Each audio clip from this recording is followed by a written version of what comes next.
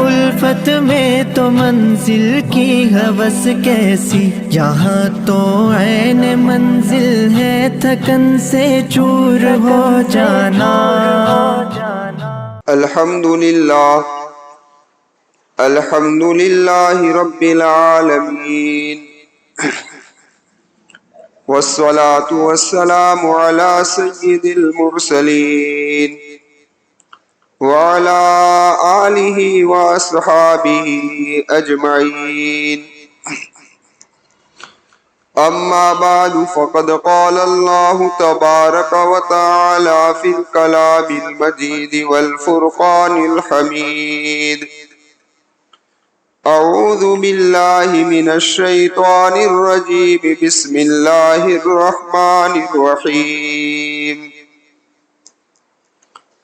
یسألونک عن الساعة ایان مرساها قل انما علمها عند ربی لا یجلیها لوقتها الا هو، صدق اللہ العظیم۔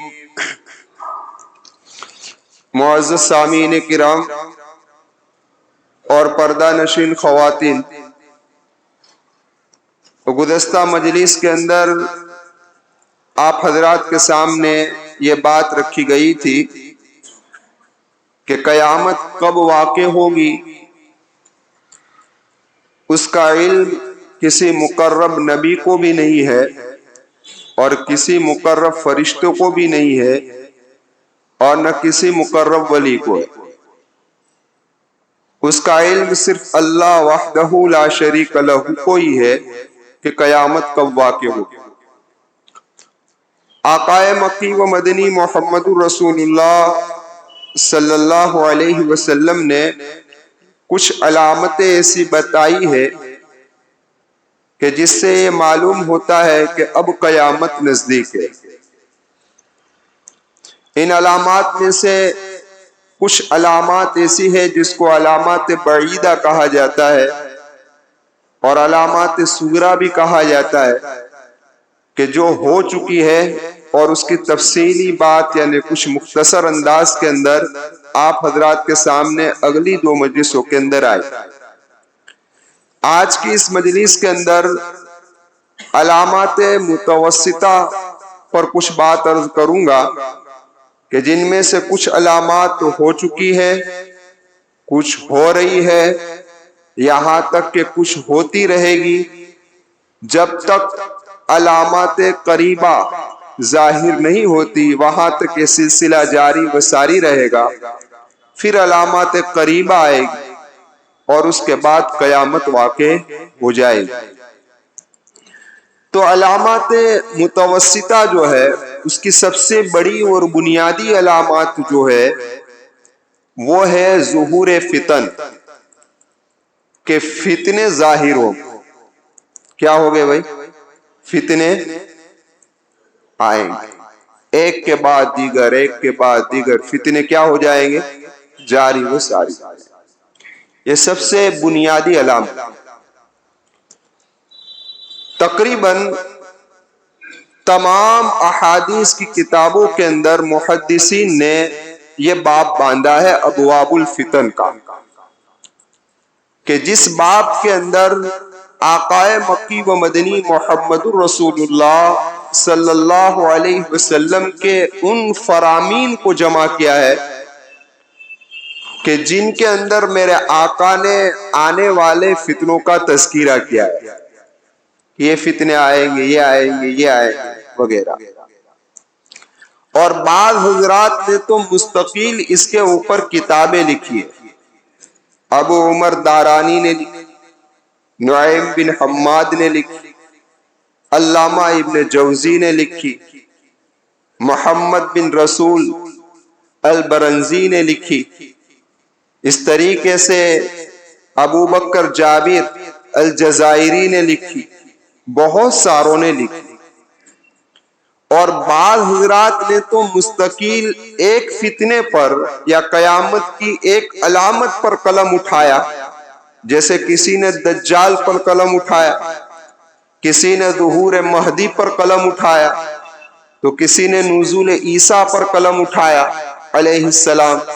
کہنے کا مقصد یہ ہے کہ علماء کرام نے اس پر زبردست کلام کیا ہے اور زبردست روشنی ڈالی۔ تو میرے آقا و مولا محمد رسول اللہ صلی اللہ علیہ وسلم نے بھی اپنے فرامین میں اس کا جو تذکرہ کیا ہے آنے والے فتنوں کا، اس کے اندر حکمتیں، کیا حکمتیں؟ ان میں سے ایک حکمت یہ ہے کہ لوگ ان فتنوں سے واقف ہو جائے۔ کیا ہو جائے؟ کہ بھئی یہ فتنہ آنے والا ہے، ایسا ہوگا ایسا ہوگا، تو انسان اس سے بچنے کا سامان کرے، کیونکہ یہ اختیاری فتنے ہیں، اور جو چیز اختیاری ہوتی ہے تو اس کی دو جہتیں ہوتی ہیں، اس کا کرنا بھی انسان کے اختیار میں ہوتا ہے اور اس کا نہ کرنا بھی انسان کے اختیار میں ہوتا ہے۔ مثال کے طور پر اللہ کے محبوب نے فرمایا جھوٹی گواہی عام ہو جائے، تو اب جھوٹی گواہی کا دینا بھی انسان کے اختیار میں ہے اور نہ دینا بھی انسان کے اختیار میں۔ شراب نوشی ہوگی تو یہ بھی انسان کے اختیار میں ہے، نہ کرنا بھی انسان کے اختیار میں۔ الغرض تفصیل ہے، پھر کریں گے بات انشاءاللہ۔ اور بعض فتنے ایسے ہیں کہ جو فتنہ انسان کے اختیار میں نہیں ہے، مثال کے طور پر دجال کا آنا، تو یہ تھوڑا انسان کے اختیار میں، اور کوئی انسان اس کو روک بھی سکتا نہیں۔ روک سکتا ہے کوئی دجال کو آنے سے؟ تو یہ فتنہ تو آنے والا ہے۔ لیکن اس فتنے کے جاننے سے فائدہ یہ ہوگا کہ اس فتنے سے پیدا ہونے والا جو شر ہے، جو برائی ہے، انسان اس سے کیسے اپنے آپ کی حفاظت کرے اور دوسروں کی حفاظت کرے۔ سمجھ میں؟ اس لیے علامہ اسفرائینی رحمت اللہ علیہ نے لکھا ہے کہ عالموں کے لیے ضروری ہے کہ بچوں کے سامنے، مردوں کے سامنے، عورتوں کے سامنے دجال کا تذکرہ کرے، تاکہ لوگ، مطلب یہ ہے کہ اس کے فتنے کو جانے کہ کتنا زبردست فتنہ ہے، اور اس فتنے سے بچنے کی انسان کیا کرے بھائی؟ کوشش کرے، اور اس کی راہیں کیا ہے اس کو جانے کہ اس فتنے سے بچنے کے لیے کون سا راستہ اختیار کرنا چاہیے۔ یہ جب دجال کا تذکرہ آئے گا تب بات کریں گے، لیکن مختصر طور پر جو آدمی جمعہ کے دن سورہ کہف پڑھے گا ہر جمعہ کو، اللہ تبارک و تعالی اس کو دجال کے فتنے سے کیا کر لیں گے؟ محفوظ کر لیں گے۔ یا علماء نے لکھا ہے کہ جو آدمی صبح و شام سورہ کہف کی ابتدائی 10 آیت اور آخری 10 آیت صبح و شام پڑھتا رہے تو دجال کے فتنے سے کیا رہے گا بھائی؟ محفوظ رہے گا۔ خیر، اور بعض فتنے ایسے ہیں کہ جو ہونے والے، کوئی دنیا کی طاقت اسے روک سکتی نہیں ہے، لیکن اس فتنے سے کیسے بچا جائے وہ محمد رسول اللہ نے بتا دیا۔ جیسے دریائے فرات کا پانی سوکھ جائے گا، اور کہا کہ سونے کا پہاڑ یعنی سونے کا خزانہ ظاہر ہوگا، تو یہ فتنہ آنے والا ہے۔ لیکن اس فتنے سے کس طریقے سے بچا جائے؟ تو اللہ کے محبوب نے فرمایا کہ یہ سونا ظاہر ہو تو تم مت لینا، جو آدمی لے گا وہ اس فتنے کے اندر کیا ہو جائے گا؟ اب دنیا کی کوئی طاقت دریائے فرات کے پانی کو سوکھنے سے روک سکتی نہیں ہے، سوکھنے والا ہے، اور سونے کا خزانہ ظاہر ہونے والا ہے، اس کو کوئی روک سکتا نہیں ہے، لیکن بچنے کا راستہ میرے محبوب نے بتا دیا۔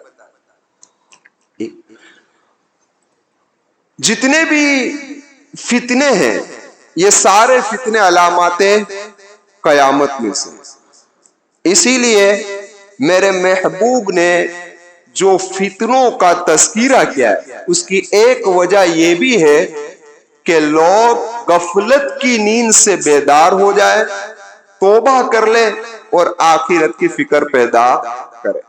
اور اس کا اہم فائدہ تو یہ ہے کہ مخلص اور غیر مخلص کے اندر فرق ہو جائے. کیا ہو جائے بھائی؟ جس طریقے سے آدمی پڑھتا ہے، اسکول کرتا ہے یا حافظ بنتا ہے، عالم بنتا ہے، تو اس کا امتحان لیا جاتا ہے. کیوں امتحان لیتے ہیں؟ اس لیے امتحان لیا جاتا ہے کہ جو اس نے پڑھا ہے وہ یاد ہے کہ نہیں ہے، اس لیے امتحان لیا جاتا ہے.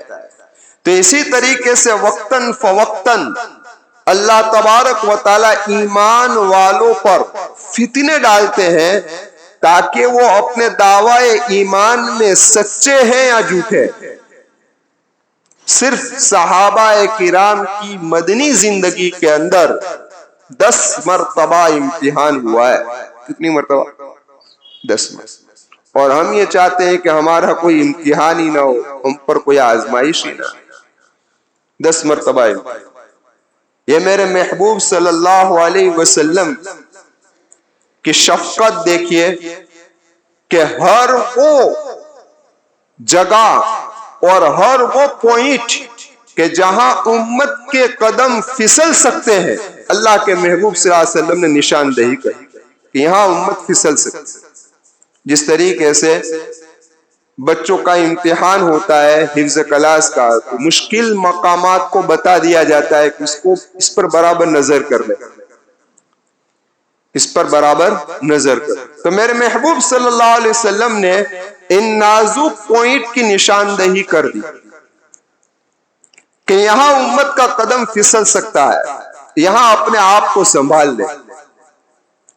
واقعہ لکھا ہے ناصر الدین طوسی کا کہ اس نے اپنے زمانے کے بادشاہ کو یہ کہا تھا کہ میں ایک رصدگاہ بنانا چاہتا ہوں، جس کو گجراتی میں کہتے ہیں وید شاڑا.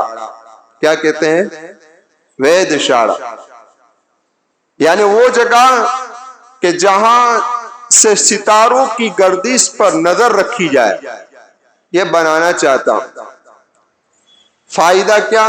کہ اس کا فائدہ یہ ہوگا کہ جو حالات اور واقعات پیش آنے والے اس کا علم ہمیں چل جائے، پتہ چل جائے. اچھا، یہ فائدہ ہو. تو بادشاہ نے کہا طوسی سے کہ اگر ہمیں پتہ چل جائے کہ واقعہ پیش آنے والا ہے تو کیا ہم اس کو روک سکیں گے؟ تو طوسی نے کہا کہ ہم روک نہیں سکیں، وہ تو ہوگا. اچھا، کتنا خرچ ہے؟ تو کہا 50,000 روپیے. یہ اس زمانے کے 50,000 ہے، ابھی تو نارمل ہوگا، لیکن تو اس زمانے کے 50,000. یہ 6 یا 7ویں صدی کا واقعہ ہے، آج سے 700-800 سال پہلے. تو کہ روک بھی نہیں سکتے اور 50,000 کا خرچ ہے، تو پھر ایسی رصدگاہ بنانے سے اور وید شاڑا بنانے سے کیا فائدہ جب ہم روک نہیں سکیں گے؟ اتنا بڑا خرچ کرنے سے کیا مطلب؟ تو اس نے کہا کہ اس کا فائدہ ہوگا، میں آپ کو سمجھاتا ہوں کیا فائدہ ہوگا. پھر اس نے یہ کہا کہ کام کرے، آپ برتن بنانے کا حکم دے دیجئے. برتن بنائے، لیکن وہ برتن ایسے ہو جو وزن میں بالکل ہلکے ہو. کیا ہو؟ بالکل ہلکے، لیکن بجے زیادہ، آواز اس کا زیادہ ہے، زمین پہ لگائے. ٹھیک ہے، برتن بنائے گئے. جب برتن بن گئے تو کہا کہ اب دربار لگاؤ. دربار لگایا. دربار جب سج گیا اور اس کے شباب پر پہنچا تو دربار کی چھت کے اوپر جو کھلا تھا، یعنی خالی جگہ تھی، کہا کہ اوپر سے اب یہ برتن کو برساؤ. اب برتن برسائے تو اب یہ دربار لگا ہے، اوپر سے برتن آئے ایک کے بعد ایک کے بعد ایک. تو آدمی کے اندر کوہرام مچ گیا سب بات. لیکن طوسی اور بادشاہ وہی جگہ پر بیٹھے رہے، وہ مطمئن. کیوں؟ کہ ان کا پری پلاننگ تھا. کیا تھا؟ ان کو تو پتا ہے کہ کچھ ہے بے نہیں. تو توسی نے کہا بادشاہ سلامت سے کہ یہ فائدہ ہے کہ میں اور آپ جانتے تھے کہ یہ کیا ہے، یہ لوگ واقف نہیں تھے اس لیے لوگ بھاگ گئے، کوئی یہاں پر رہا نہیں، اور میں اور آپ جانتے تھے اس لیے ہم یہاں پر بیٹھے رہے۔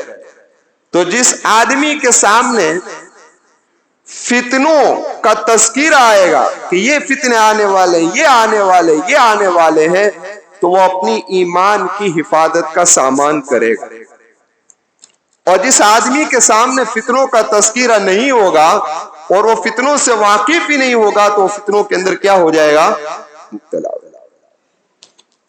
اسی لیے شاہ صاحب رحمت اللہ علیہ، علامہ انور شاہ کشمیری رحمت اللہ علیہ فرماتے ہیں کہ میں سوچتا رہا کہ حدیث کے اندر ہے کہ اس امت پر فتنے کثرت سے آئے، کثرت سے آئے، کیوں؟ وجہ کیا؟ کافی سوچ کے بعد میں اس نتیجے پر پہنچا کہ اگلی امتوں پر اللہ تبارک و تعالیٰ نے عذاب بھیجے، اور اس عذاب کے اندر امت نیست و نابود ہو گئی، لیکن اس امت کی بقا مقدر ہے کہ باقی رہنے والی، کسی عذاب میں ساری کے ساری امت ختم ہونے والی نہیں ہے۔ تو اس لیے اللہ تبارک و تعالیٰ نے اس امت پر کیا کیا؟ فتنے زیادہ ڈالے، تاکہ پتہ چل جائے کہ اچھا کون ہے اور برا کون ہے۔ آزمائش اور امتحان، اللہ تبارک و تعالیٰ ان آزمائش میں میری اور آپ کی حفاظت فرمائے، لیکن جو مخلص ایمان والے ہیں ان کو دنیا کا کوئی فتنہ نقصان پہنچا سکتا نہیں۔ جس طریقے سے آگ کے اندر سونا ڈالا جائے تو اس آگ کا میل جو ہوتا ہے سونے پر، اس کو جلا کر ختم کر دیتا ہے اور سونے کو نکھار دیتا ہے، بھائی اسی طریقے سے یہ فتنے مخلص مومن کو نکھار۔ اللہ ہمیں بھی مخلص ایمان والا بنائے۔ تو الغرض وہ فتنے کہ جو فتنے ہمارے اختیار، یعنی ہم اس سے بچ سکتے ہیں، اس کو ختم کر سکتے ہیں، ہم اس کو ختم کرنے کی، یعنی اس سے بچنے کی کوشش کریں۔ سمجھ میں آئی بات؟ اور وہ فتنے کہ جو ہمارے اختیار میں نہیں ہے، دجال کا فتنہ، لیکن اس کے بارے میں محمد رسول اللہ نے جو راستے ہمیں بتائے اس پر عمل کرنے کی کوشش کریں، اور دوسروں کو بھی اس پر عمل پر لانے کی کیا کریں گے بھائی؟ کوشش کریں۔ اب دیکھیے بخاری شریف کی اور مسلم شریف کی ایک روایت ہے، غالباً حضرت ابو ہریرہ رضی اللہ تعالیٰ عنہ اس کے راوی ہے، میرے آقا نے فرمایا ستکون فتن، ان قریب فتنے آئے۔ کیا کہا؟ ان قریب فتنے آئے۔ پھر میرے آقا نے فرمایا القائد فیہا خیر من القائم، والقائم فیہا خیر من الماشی، والماشی فیہا خیر من الساعی، من تشرف لہا تشرف۔ اللہ کے محبوب نے فرمایا، کیا فرمایا؟ سنو، فتنے آئیں گے، ایسے فتنے کے زمانے میں بیٹھے رہنے والا کھڑے ہونے والے سے بہتر ہے، کھڑا رہنے والا چلنے والے سے بہتر ہے، اور چلنے والا دوڑنے والے سے بہتر ہے۔ یا سواری پر سوار ہو کر یا تیز چلے، اس سے بہتر ہے جو فتنوں۔ پھر فرمایا من تشرف لہا تستشرفہ، کہ جو بھی اس فتنے میں جھانکے گا تو فتنہ اس کو اپنی طرف کھینچ لے گا۔ کیا کرے گا؟ من وجد ملجا، فرمایا کہ اگر کوئی آدمی کوئی ٹھکانہ پالے اور پناہ گاہ پالے تو پناہ اختیار۔ اور مسلم شریف کی ایک روایت میں اللہ کے محبوب صلی اللہ علیہ وسلم نے فرمایا ستکون فتن، ایک مرتبہ نہیں 3 مرتبہ، الا ستکون فتن، الا ستکون فتن، الا ستکون فتن۔ سن لو صحابہ، سن لو، ان قریب فتنے آئیں گے، ان قریب فتنے آئیں گے، ان قریب فتنے آئیں گے۔ محمد رسول اللہ صلی اللہ علیہ وسلم نے فرمایا کیا؟ یعنی فتنے اس قدر آئیں گے، انفرادی فتنے آئیں گے، اجتماعی فتنے آئیں گے، انسان کی ذات پر بھی فتنہ آئے گا، ملی فتنہ آئے گا، سب طرح کے فتنے آئے گا، چھوٹا فتنہ، بڑا فتنہ، ہر اعتبار سے فتنے آئے گا۔ میرے آقا و مولا محمد رسول اللہ صلی اللہ علیہ وسلم نے امت کو آگاہ کر دیا، اور جس طریقے سے کفر و شرک اور معصیت کا غلبہ ہو جائے گا، ایسے زمانے میں انسان کو اپنے آپ کو اس سے بچانے کی فکر کرنی چاہیے۔ اس لیے حضرت اسامہ بن زید رضی اللہ تعالیٰ عنہ فرماتے ہیں، ایک مرتبہ نبی کریم صلی اللہ علیہ وسلم مدینہ کے مکانوں میں سے بلند مکان پر تشریف لے گئے۔ الا اتمن من آتام المدینہ، اتم کس کو کہا جاتا ہے؟ پہاڑ کی بلندی کو یا بلند مکانات۔ یہ مدینہ کے ارد گرد یہودیوں کے بڑے بڑے قلعے تھے، وہ بڑے بڑے مکانات، اونچے مکانات۔ اللہ کے محبوب صلی اللہ علیہ وسلم ایک مرتبہ اس بڑے اونچے قلعے پر تشریف لے گئے اور کہا، ہے میرے صحابہ، جو چیز میں دیکھتا ہوں کیا وہ تم دیکھتے ہو؟ تو صحابہ نے فرمایا نہیں۔ تو اللہ کے محبوب صلی اللہ علیہ وسلم نے فرمایا، میں ان فتنوں کو اس طریقے سے دیکھ رہا ہوں، میں ان فتنوں کو دیکھ رہا ہوں کہ وہ فتنے تمہارے گھروں کے اندر اس طریقے سے داخل ہو رہے ہیں جس طریقے سے بارش کا پانی داخل ہوتا ہے۔ اللہ کے محبوب صلی اللہ علیہ وسلم اس طریقے سے فتنے آئے گے، یعنی آئندہ زمانے میں اس طریقے سے فتنے آئیں گے۔ میرے محبوب نے یہاں فتنوں کو کس سے تشبیہ دی ہے؟ بارش سے تشبیہ، کہ جس طریقے سے بارش کثرت سے آتا ہے وہ اسی طریقے سے فتنے کثرت سے آئیں گے، یا جس طریقے سے بارش کا ایک قطرے کے بعد دوسرا قطرہ، دوسرے قطرے کے بعد تیسرا قطرہ آتا ہے، اس طریقے سے آئندہ زمانے کے اندر فتنہ، ایک فتنہ ختم نہیں ہوگا کہ دوسرا فتنہ آ جائے گا، دوسرا فتنہ ختم نہیں ہوگا کہ تیسرا فتنہ آ جائے گا، اس طریقے سے فتنے آتے ہیں۔ اور ایک روایت کے اندر آقا مکی و مدنی محمد رسول اللہ صلی اللہ علیہ وسلم نے فرمایا، حدیث کا خلاصہ ہے، غالباً مسلم شریف کی روایت ہے، اللہ کے محبوب نے فرمایا کہ تمہارے دلوں پر فتنے اس طرح آئیں گے جس طریقے سے چٹائی کا تنکا ایک کے بعد ایک ہوتا ہے، ایک کے بعد ایک تنکا لگا ہوا، اس طریقے سے تمہارے دلوں پر کیا آئیں گے؟ فتنے آئیں گے۔ علماء نے اس کی تشریح کی ہے، ایک تشریح تو یہ کی جو میں نے بھی بیان، دوسری تشریح یہ کی کہ جس طریقے سے آدمی چٹائی کے اوپر سوتا ہے تو سونے کی وجہ سے اس کے بدن پر چٹائی کے نشانات پڑ جاتے ہیں، میں اس طریقے سے ان فتنوں کا اثر تمہارے دلوں پر ہو جائے گا۔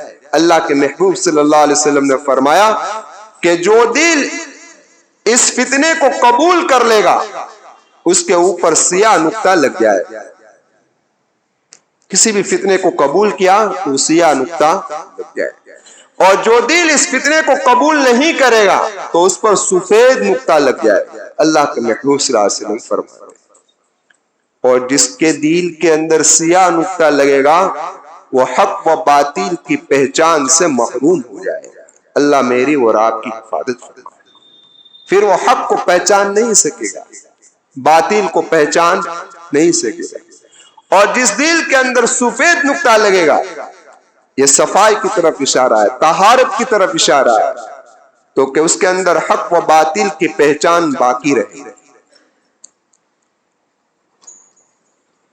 پھر آقا مکی و مدنی محمد رسول اللہ صلی اللہ علیہ وسلم نے فرمایا کہ اس فتنوں کی وجہ سے دلوں کی دو قسمیں ہو جائے گا، ایک ایسا دل ہو جائے گا جو سنگ مرمر کی طرح سفید، ہاں صاف و شفاف ایسا دل ہو جائے گا، ایک کا رنگ ایسا ہو جائے گا، دوسرے کا رنگ کیسا ہو جائے گا؟